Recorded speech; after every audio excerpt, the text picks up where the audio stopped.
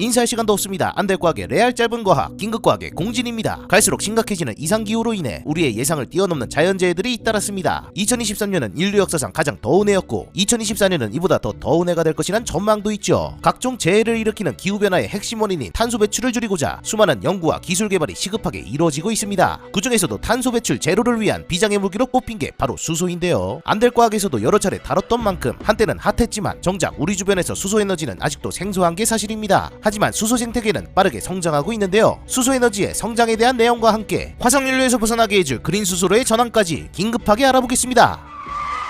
2023년 수소시장 규모는 159억 6천만 달러로 전년 대비 17.7% 성장했고 글로벌 수소 생산은 2020년부터 5년간 연평균 9.2%씩 성장할 것으로 예상됩니다. 친환경 시대에 수소 에너지는 구하기 쉽고 에너지 밀도와 효율은 높고 오염물질을 배출하지 않기 때문이죠. 하지만 이 같은 수소 에너지를 제대로 쓰기 위해서는 생산, 저장, 운송, 활용을 위한 인프라 기술력이 갖춰져야 하는데요. 그동안 우리의 에너지 인프라는 화석연료에 맞춰져 있었던 탓에 수소 에너지로 전환하는 데에는 많은 시간과 비용이 들 수밖에 없습니다. 거기다 국내에서의 수소 생산 공급망은 단순화되어 있는데요. 대부분 해안가에 수소 생산 기지가 있고 여기서 튜브 트레일러를 통해 수소 충전소로 운송되는 구조입니다. 그렇다 보니 하나의 프로세스에 문제가 생기면 전체가 영향을 받기 쉽죠. 어떤 때는 수소 생산 설비가 고장이 나서 또 어떤 때는 운송 시스템이 마비되어서 등 여러 이유로 수소 대란이 발생할 수도 있습니다. 이런 리스크가 쌓이면 수소에 대한 사회적 비용이 커지는 것은 물론 수소 에너지에 기대하고 있던 대중들의 관심도 빠르게 사그라드는 원인이 됩니다. 그렇다면 최대한 가격이라도 낮춰 사람들의 관심을 얻어야 할 텐데요. 이를 위해 생산한 수소가